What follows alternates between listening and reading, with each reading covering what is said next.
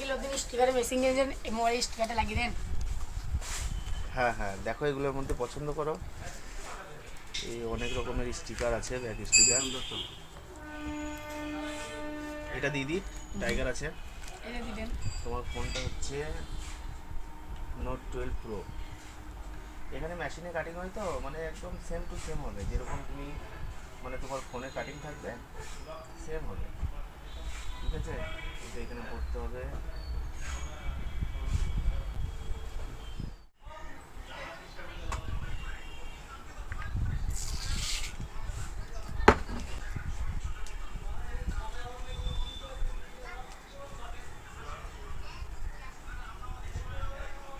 এই স্টিকার লাগানোর সুবিধা হচ্ছে যে ব্যাকে ফাটা ফুটো আছে এটাও বুঝতে পারা যাবে না।